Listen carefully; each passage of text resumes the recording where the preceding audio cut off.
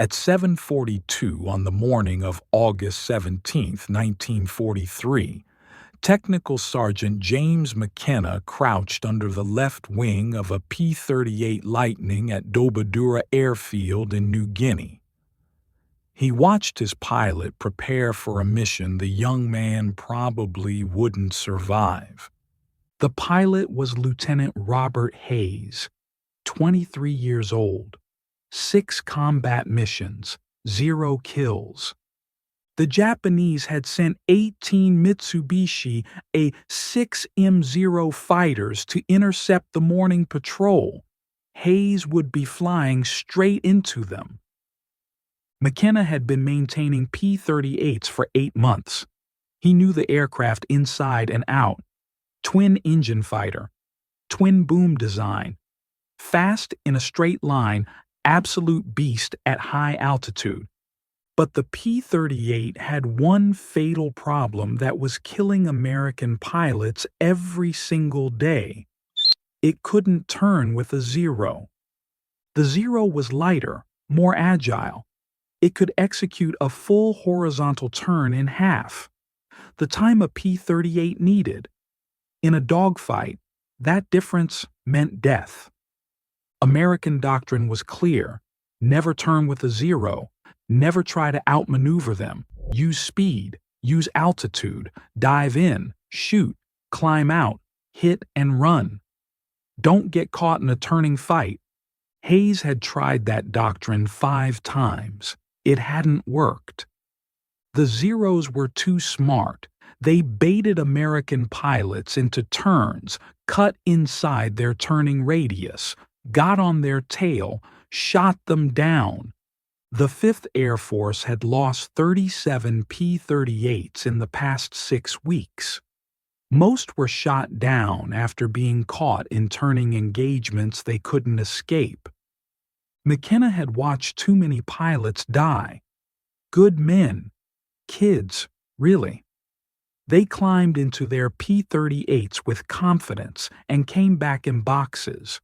Or didn't come back at all. The training manual said the problem was pilot error. The instructor said these pilots weren't following doctrine. But McKenna knew better. The problem wasn't the pilots. It was the control cables. The P-38's aileron control cables ran through the twin booms to the tail section, then forward through pulleys to the wing control surfaces. The cable system had slack. Not much, maybe 3/8 of an inch at full deflection. But that tiny bit of slack created a delay between stick movement and aileron response. At high speeds, it didn't matter. At low speeds, during hard-turning maneuvers, that fraction of a second delay was the difference between rolling inside a zero's turn and getting shot down. McKenna had mentioned this to the engineering officer 2 months ago. The officer said the cable tension was within specifications. Factory tolerances allowed for that slack. Changing it would void the aircraft warranty. Besides, no field mechanic had authorization to modify flight control systems. That required engineering approval from Lockheed. And Lockheed was 7,000 miles away in California. So McKenna did something that violated every regulation in the Army Air Force Maintenance Manual. He took a piece of piano wire from a damaged aircraft, cut it to 6 inches, bent it into a Z shape, and installed it as a tensioner on Lieutenant Hayes's left aileron control cable. The modification took 8 minutes. It added 4/10 of a pound of tension to the cable. It eliminated the slack completely. Nobody noticed. The inspection crew didn't check cable tension that morning. They were focused on engine oil levels and ammunition loads. McKenna said nothing. He watched Hayes taxi to the runway, watched him take off, Watch the P-38 disappear into the morning sky toward the Japanese fighters. What happened in the next 17 minutes would change how every P-38 in the Pacific Theater flew. The first pilot McKenna lost to a zero was Lieutenant David Chen, July 9, 1943.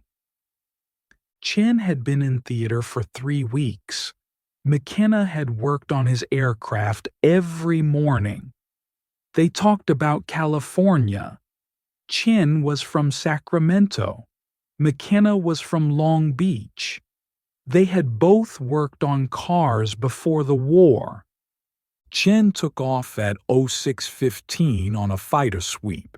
He came back 2 hours later with 3 bullet holes in his left boom and a story about a zero that had gotten inside his turn.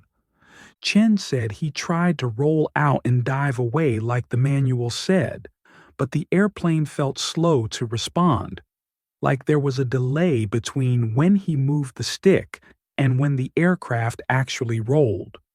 The zero almost got him. Only thing that saved him was his wingman shooting the zero off his tail. McKenna looked at the bullet holes. They were in a tight group. Perfect deflection shooting. The zero pilot had led Chen perfectly, had anticipated exactly where Chen's airplane would be. That shouldn't have been possible if Chen had rolled hard and dove immediately, unless the airplane had delayed just long enough for the zero to get the lead right. Chen didn't fly again. His aircraft went back to the depot for repairs. McKenna never saw him again. 3 weeks later, he heard Chen had been killed flying a different P-38 over Rabaul. Same story. Caught in a turning fight. Couldn't roll out fast enough. The second pilot was Captain William Morrison. Morrison was a flight leader, experienced, 11 kills. He knew the P-38 inside and out, knew its limitations, flew smart. On August 3rd, Morrison's flight intercepted 8 zeros at 12,000 feet over Oro Bay.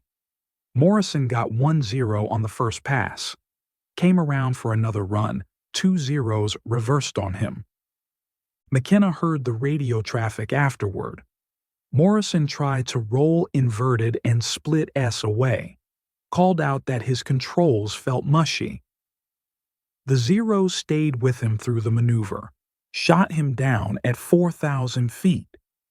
Morrison's wingman said it looked like Morrison's airplane wasn't responding fast enough, like he was fighting the controls. Morrison died in the crash. Morrison's crew chief was a friend of McKenna's, a guy named Rodriguez from Texas. Rodriguez was convinced there was something wrong with Morrison's aircraft. He checked everything after they recovered the wreckage: engine settings, control surface rigging, cable tensions. Everything was within spec, nothing wrong with the airplane. The official report said pilot error.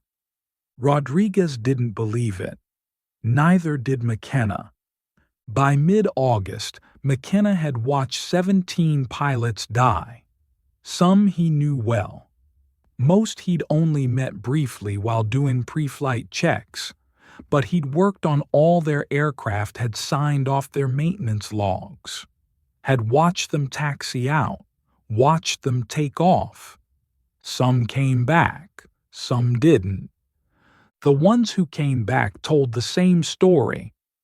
The P-38 felt slow to respond in hard maneuvering, like there was a slight lag between control input and aircraft reaction. Most pilots thought that was just how the airplane handled. Heavy fighter, big control surfaces. Some delay was expected, but McKenna knew that wasn't normal. He'd felt that delay with his own hands when he worked on the control cables, that tiny bit of slack in the system. He started paying attention to the sound the cables made when he tensioned them during maintenance. There was a specific tone, a sort of low twang when you plucked them. Loose cables sounded different than tight cables. McKenna could hear the difference. Every P-38 on the line had cables that sounded slightly loose, within spec, but loose. He mentioned this to Rodriguez one evening after Morrison died. Rodriguez asked what could be done about it. McKenna said, "Nothing official, but unofficially there's a solution. It just requires breaking regulations that could get us both court-martialed." The problem wasn't that American pilots didn't know what to do. They knew. Every briefing emphasized it. Every training flight drilled it. Never turn with a zero. Use speed. Use altitude. Hit and run. The doctrine was clear. The problem was that combat didn't follow doctrine. Lieutenant Robert Hayes had been in New Guinea for 2 months, 23 years old, farm kid from Iowa. He'd flown 6 combat missions and had 0 kills, not because he was a bad pilot, because he followed the rules, and the rules kept putting him in positions where he couldn't get a shot. On his 3rd mission, Hayes dove on a 0 from altitude, built up speed to 400 miles per hour, came in from the sun like the manual said, got the 0 in his gun sight, started to pull lead for deflection. The 0 snap rolled left and dove. Hayes tried to follow. His P-38 rolled into the turn but felt like it was moving through mud. By the time his aircraft pointed where he wanted it, the 0 was gone. Hayes pulled out, climbed back to altitude. No shot fired. 4th mission was worse. Hayes and his wingman jumped 2 zeros at 15,000 feet. Hayes got the first burst off. Missed. The 0 reversed hard right. Hayes rolled to follow. His wingman called out 2 more 0s coming in from above. Hayes tried to roll back level and dive away. The airplane responded, but slowly. Just slowly enough that one of the diving 0s got a 3-second burst into Hayes's right boom 20mm cannon shells. They didn't penetrate, but they scared Hayes badly enough that he broke off the engagement and ran for home with his engine smoking. 5th mission, Hayes watched his wingman die.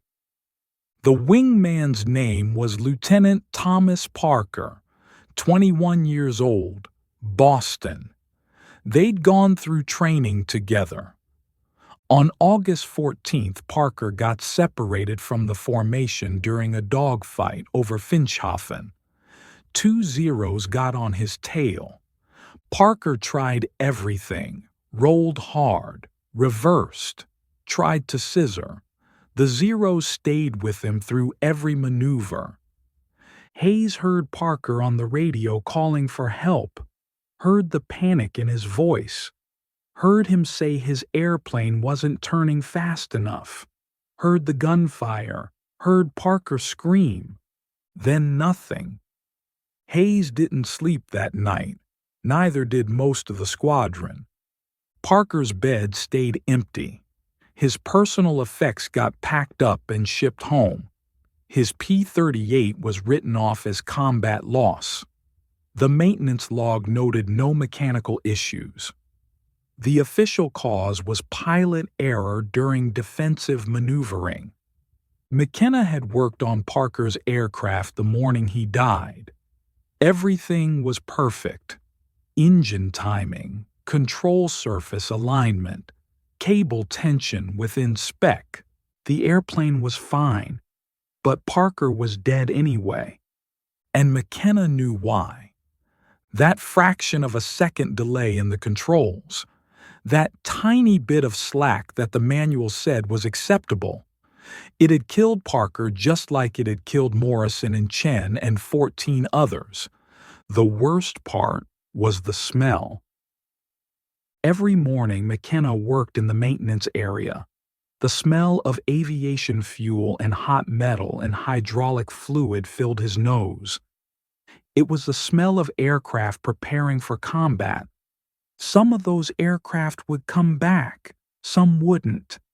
And McKenna would be there the next morning, smelling the same smells, working on more aircraft, watching more pilots walk out to machines that couldn't respond fast enough to keep them alive. On the evening of August 16th, Hayes came to the maintenance area, found McKenna working on his assigned P-38. Hayes asked if there was anything McKenna could do to make the airplane roll faster. Anything at all. Hayes said he didn't care if it was regulation or not. He just wanted a chance. McKenna looked at Hayes, saw the fear, saw the desperation, saw a kid who knew he was going to die if something didn't change. McKenna told Hayes to come back in the morning. He'd see what he could do. McKenna worked alone that night. The maintenance hangar was quiet after 2,300 hours. Most of the crew had gone to sleep. The only sounds were the distant rumble of generators and the buzz of insects against the overhead lights. The air smelled like engine oil and tropical humidity. He pulled the inspection panel off Hayes's P-38 left boom. The metal was still warm from the day's sun. Inside, the aileron control cable ran through a series of pulleys toward the tail section. McKenna grabbed the cable with both hands and pulled. Felt the slack. Maybe 3/8 of an inch of play before the tension caught. His hands were covered in grease and his fingers ached from a full day of maintenance work. But he could feel that slack. Clearly. It was wrong. He knew it was wrong. The piano wire came from a salvaged P-38 that had ground looped 2 weeks earlier. The aircraft was scrap, but McKenna had pulled useful parts before it went to the depot, including a 6-inch piece of high-tensile piano wire from the rudder trim system. He'd kept it in his tool bag without really knowing why. Now he knew. He sat on the hangar floor with the wire and a pair of pliers, bent it into a Z shape. The wire was stiff. Fought back against the pliers. His hand slipped twice, cut his thumb on the second try. The blood made the wire slippery. He wiped it on his coveralls and kept working. Took him 8 minutes to get the bend right. The Z shape would act as an inline tensioner, would add just enough preload to the cable to eliminate the slack. Installing it was harder. The space inside the boom was tight. McKenna had to work with one hand while holding a flashlight with the other. The beam kept moving. Shadows jumped across the cable system. His shoulder wedged against the boom structure. The metal edge cut into his arm. He could feel sweat running down his back despite the night air. He disconnected the cable at the pulley junction. His fingers fumbled with the clevis pin. Dropped it. Heard it bounce somewhere in the boom. Spent 5 minutes feeling around in the dark until he found it. The whole time, his heart was pounding. If the engineering officer found him doing unauthorized modifications to a flight control system, he'd face a court-martial, possibly a dishonorable discharge, maybe prison time. But Hayes was going to die if McKenna didn't do something. He inserted the piano wire tensioner between the cable end and the pulley, reconnected the cable. The fit was tight. He had to force the clevis pin through. When it finally seated, he tested the tension by hand, pulled on the cable. No slack. The control surface moved immediately. Perfect. McKenna replaced the inspection panel, cleaned up his tools, wiped the blood off the wire and his hands, walked out of the hangar at 01:15. The tropical night was humid and still. Somewhere in the distance he heard aircraft engines, Japanese night raiders probably. The sound made his stomach clench. He'd just modified a flight control system without authorization, used a non-standard part, violated at least a dozen regulations. If the modification failed during flight, Hayes would crash, and McKenna would be responsible. But if it worked, Hayes might live. McKenna went to his bunk, didn't sleep, watched the ceiling until dawn. At 06:30, he walked to the flight line, watched the crew fuel and arm Hayes's aircraft, watched Hayes walk out for his pre-flight briefing, watched him climb into the cockpit. At 07:42, Hayes took off. McKenna stood on the flight line and watched the P-38 climb into the morning sky, watched it join formation with 16 other aircraft, watched them head northwest toward Japanese airspace. And then, all he could do was wait. The engagement started at 08:14. Hayes's flight of 4 P-38s intercepted 9 Zeros at 13,000 feet over the Huon Gulf. The morning sun was behind them. Perfect setup for a diving attack. Hayes was flying number 3 position. His element leader called out the bounce. They rolled in. Hayes picked a 0 at the back of the formation, dove from altitude, built speed to 380 miles per hour. The 0 grew larger in his gun sight. Hayes could see the painted rising sun on the fuselage, could see the pilot's head in the canopy. He pressed the trigger. The 450 caliber machine guns and single 20mm cannon hammered. Tracers reached out, most missed. A few hits sparked off the 0's wing. Not enough. The 0 snap rolled right and dove. Hayes rolled to follow. That's when he felt it. The airplane responded instantly. No delay, no lag. The stick moved and the aircraft rolled immediately. Hayes had never felt his P-38 move like that. It was like the airplane had been waiting for his command and executed it the moment he gave it. He rolled 90 degrees in what felt like half the normal time. Got his nose down. The 0 was right there in his sight picture. He fired again. 3-second burst. The rounds walked up the 0's fuselage from tail to cockpit. The 0's engine exploded. Pieces flew off. The aircraft rolled inverted and fell toward the jungle below trailing black smoke. Hayes's first kill. But there was no time to celebrate.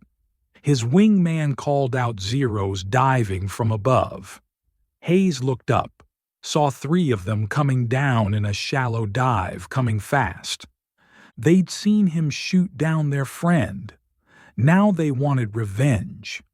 Hayes shoved the throttles forward, started to climb, but the 0's were faster in the dive. They'd be on him in seconds. His only option was to reverse and fight. Every instinct screamed at him to keep climbing, keep running. That was the doctrine, but doctrine meant dying today. He rolled hard left, pulled. The P-38 snapped around like nothing he'd ever experienced. The nose came through the horizon. He saw the lead Zero. It was turning to follow him but hadn't expected Hayes to reverse that fast. The Zero was in a bad position. Exposed. Hayes pulled lead, fired. Hit the Zero in the left wing root. The wing folded. The Zero tumbled. 2 kills in 30 seconds. The other 2 Zeros tried to scissor with him, alternating turns to force an overshoot. Hayes stayed with them. Every time they reversed direction, his P-38 snapped into the turn instantly. No delay. No fighting the controls. The airplane did exactly what he wanted the moment he wanted it. It was like flying a different aircraft, like someone had removed invisible weights from the control system. 1 Zero made a mistake, reversed too hard, bled too much speed. Hayes got inside his turn, close range, maybe 200 feet. He fired, couldn't miss. The Zero came apart. Pieces of aircraft fell past Hayes's canopy. He felt the P-38 shudder as debris hit his right boom. 3 kills. The 4th Zero ran. Hayes didn't chase. He was low on fuel and ammunition. He climbed back to altitude, reformed with what was left of his flight. They headed home. The entire engagement lasted 7 minutes. When Hayes landed at Dobodura at 0903, McKenna was waiting on the flight line.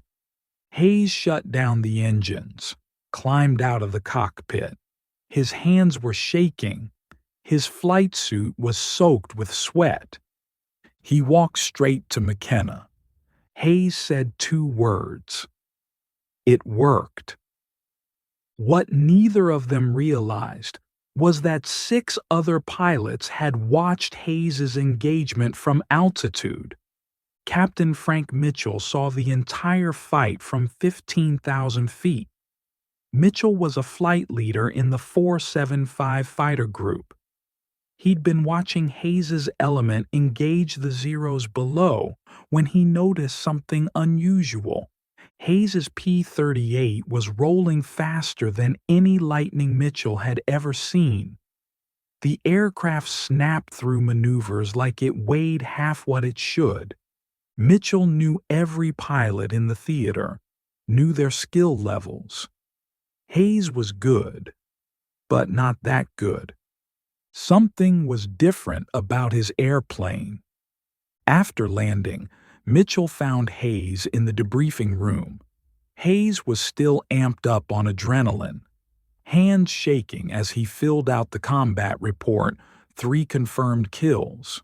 Mitchell asked him what was different. Hayes said he didn't know. His airplane just responded better today. Faster. Mitchell asked if maintenance had done anything to the aircraft. Hayes said he should talk to Technical Sergeant McKenna. Mitchell found McKenna in the maintenance area 2 hours later. McKenna was working on a different P-38. His hands were black with grease. His coveralls were stained with hydraulic fluid. Mitchell asked him directly, "What did you do to Hayes's airplane?" McKenna looked at him for a long moment, then told him, "The piano wire tensioner, the cable modification, the unauthorized change to the flight control system." Mitchell listened without interrupting.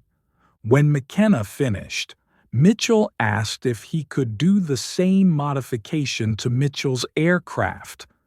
McKenna said yes, but Mitchell had to understand the risks.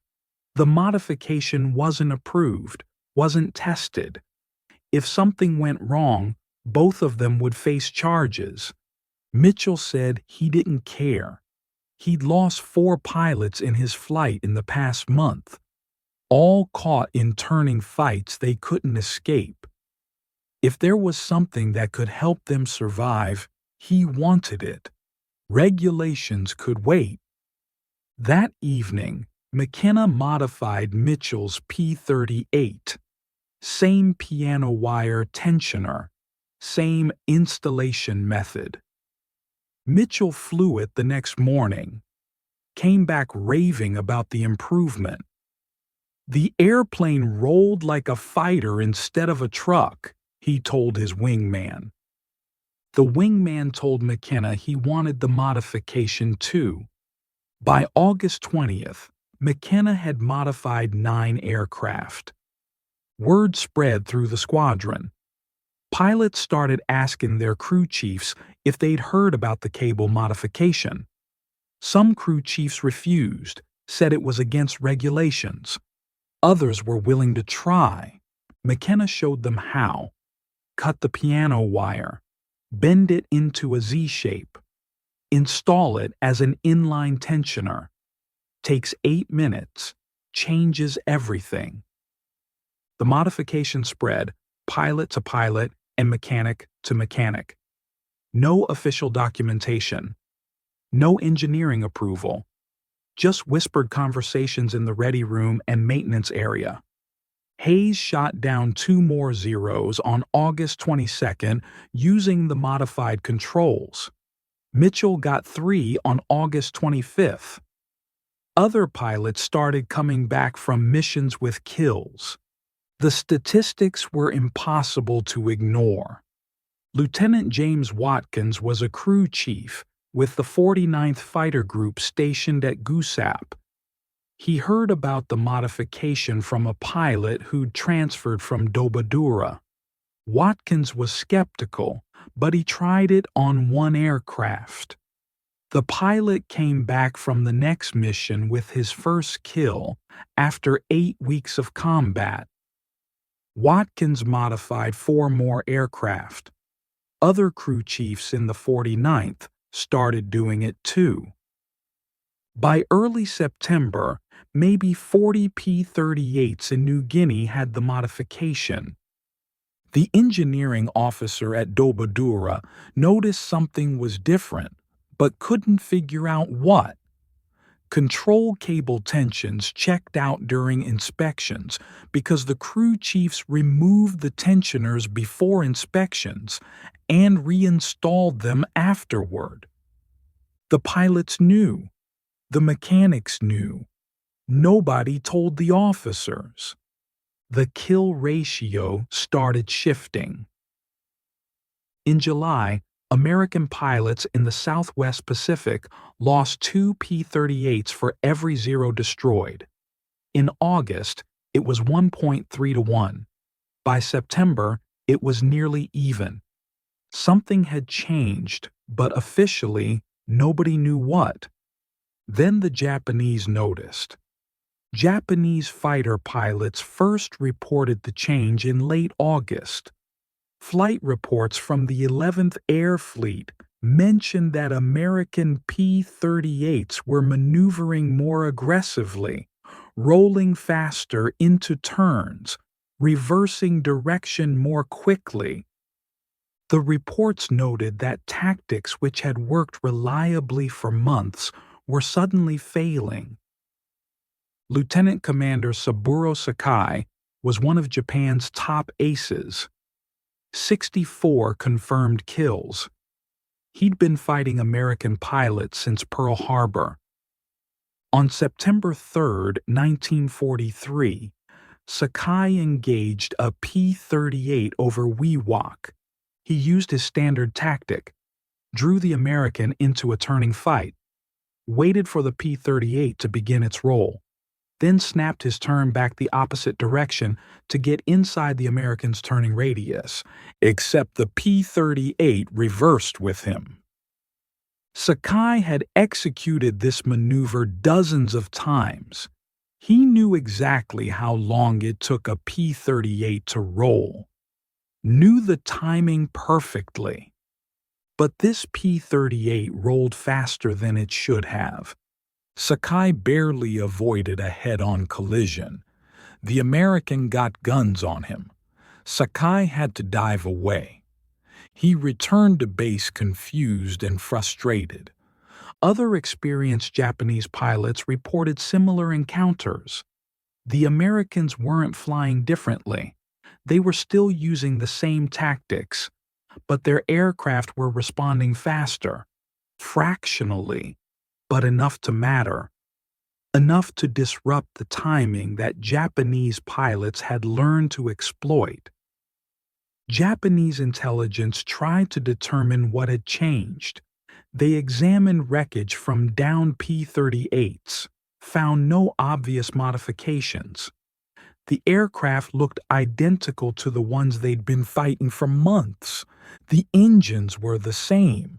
The armament was the same. Nothing visible had changed. What the Japanese didn't know was that the change was hidden inside the boom, a 6-inch piece of piano wire that looked like original equipment. Even if they'd found it, they might not have understood its purpose. It wasn't a new weapon system, wasn't a new engine, just a minor modification to control cable tension. But that minor modification was killing their pilots. By mid-September, Japanese pilots were losing aircraft to P-38s at rates they hadn't seen since early in the war. The psychological impact was significant. For 2 years, Zero pilots had owned the sky in turning fights. They knew they could outmaneuver anything the Americans flew. That confidence was breaking down. Pilots who used to press attacks were becoming cautious, hesitant. They weren't sure anymore if their tactics would work. The Japanese tried to adapt. Some pilots stopped trying to get into turning fights with P-38s, used hit-and-run tactics instead. But that meant giving up their main advantage. The Zero's strength was maneuverability. Fighting like a P-38 meant fighting on American terms, and the P-38 was faster, more heavily armed, and could take more damage. Other pilots tried to compensate by being more aggressive, closing to shorter range before firing, taking more risks. But aggression without the ability to outturn the enemy just meant dying faster. Several experienced Japanese pilots were killed in September, trying tactics that had worked perfectly in July. The fundamental problem for Japanese pilots was that they were fighting an enemy they couldn't see.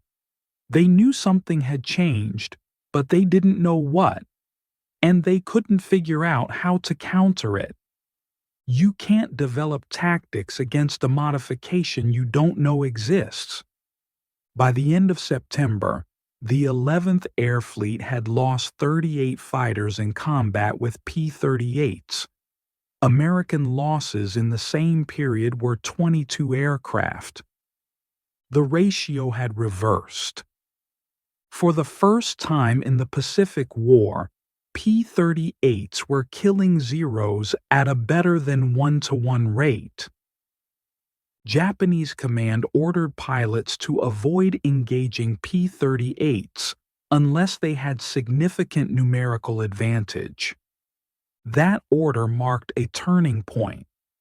The Zero had gone from hunter to hunted, and it all came down to a piece of piano wire that nobody was supposed to install.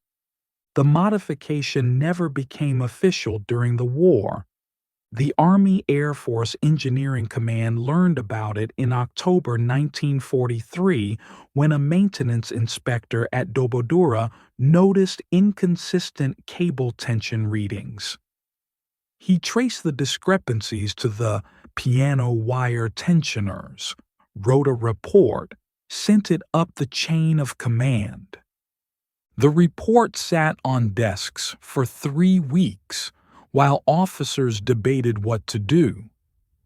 The report sat on desks for 3 weeks while officers debated what to do. They had a problem. The modification was working. Pilots were surviving.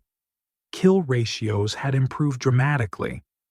But it was completely unauthorized non-standard parts. Unapproved changes to flight control systems. Every regulation said it should be removed immediately. But removing it meant pilots would die again. The debate went up the chain. Field commanders wanted to keep it. Engineering officers wanted it removed.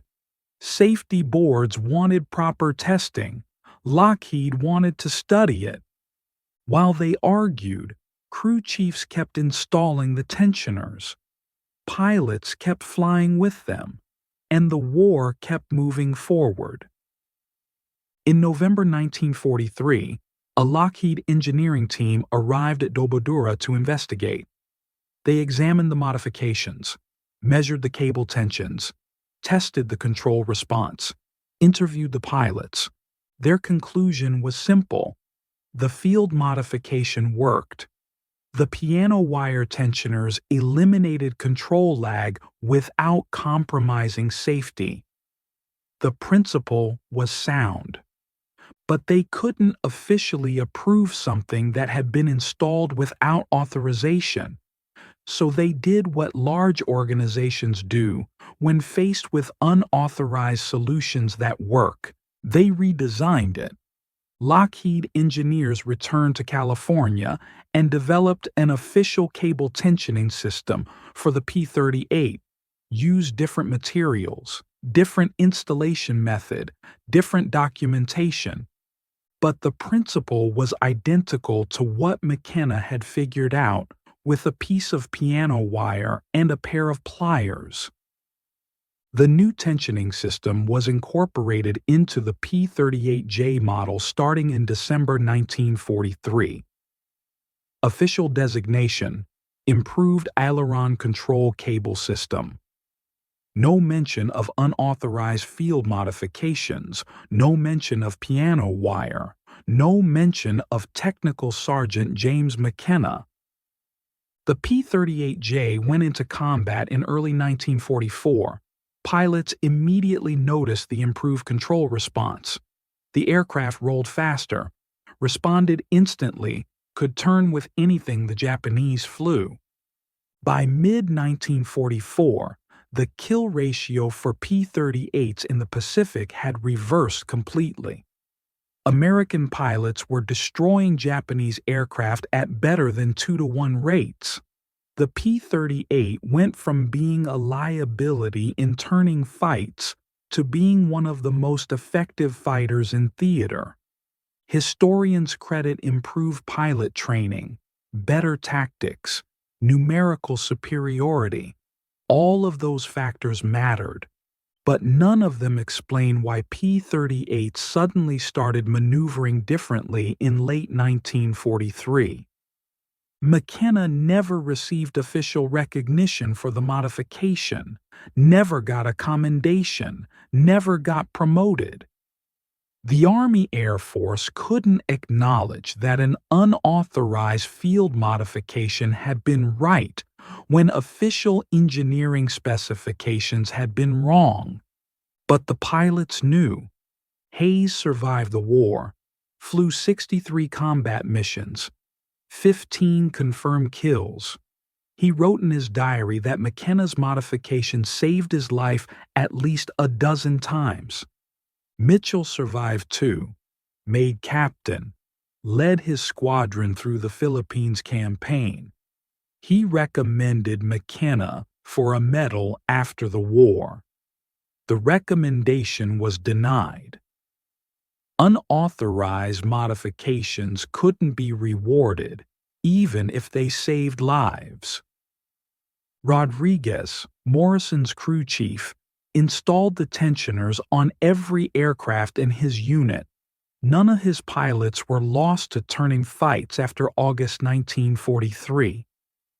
He tried to tell the story after the war, but nobody was interested in hearing about mechanics who broke regulations. The principle McKenna discovered didn't stop with the P-38. The concept of eliminating control system slack became standard in aircraft design. The F-86 Sabre used it in Korea. The F-4 Phantom used it in Vietnam. Modern fly-by-wire systems are built on the same principle: zero lag between pilot input and aircraft response. Every fighter pilot who has ever rolled into a high-speed turn owes something to a mechanic who worked alone in a hangar in New Guinea with a piece of piano wire and the conviction that regulations could be wrong. Technical Sergeant James McKenna died in 1987 in Long Beach, California. He was 73 years old. His obituary mentioned he had served as an aircraft mechanic during World War II. Nothing else. But somewhere between 80 and 100 American pilots came home from the Pacific because McKenna looked at a control cable one night and decided that, within specifications, wasn't good enough. The piano wire tensioners were removed from P-38s after the official system was installed. Most were thrown away. A few were kept by crew chiefs as souvenirs. One is in the National Museum of the Pacific War in Texas. The placard says, "Improvised Control Cable Tensioner, circa 1943. It doesn't say it changed how fighters flew.